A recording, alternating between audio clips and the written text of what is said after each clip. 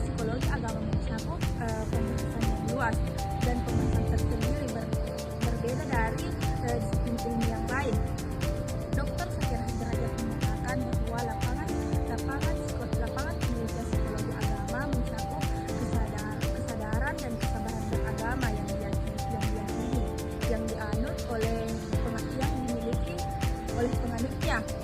Adapun materi kedua yaitu gejala dan sumber keagamaan pada manusia.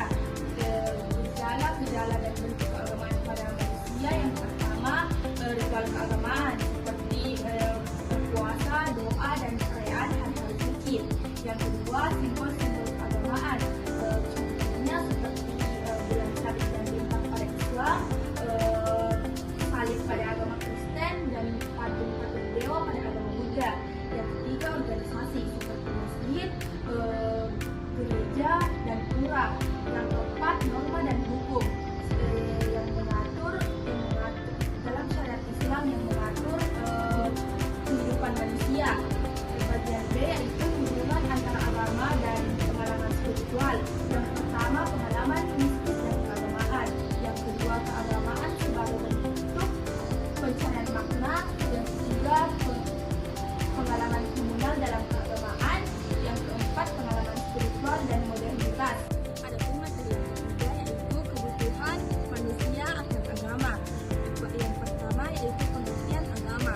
Agama berasal dari bahasa Sanskerta yang terbagi menjadi dua, yaitu a dan gama.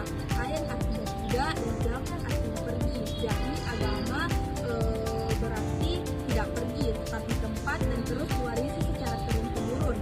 Yang kedua yaitu teori-teori kebutuhan agama, teori kebutuhan manusia akan agama.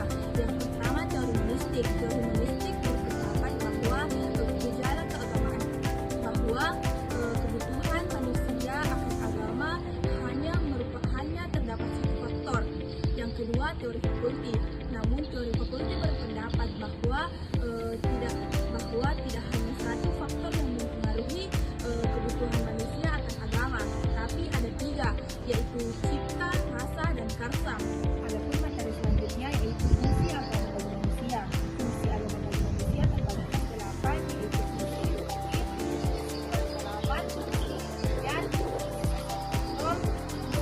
rasa solidaritas, fungsi transformatif, fungsi dan fungsi edukatif.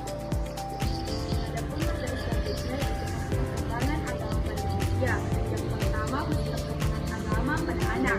Ernest Hakim menyatakan bahwa ada 3 tingkatan pada anak pada masa perkembangan agama pada anak. Pertama, the daily talent stage. Yang kedua, the reality stage. Yang ketiga, the individual stage. Masa perkembangan agama pada remaja. Satu hal yang dapat mendorong remaja sampai mengingkari adanya Tuhan adalah karena dorongan seksual yang dilakukannya. Dengan dorongan tersebut bila tidak dapat dipenuhi, maka remaja akan merasa kecewa. Kecewa tersebut akan menyebabkan pengaruh agama pada masa remaja terganggu.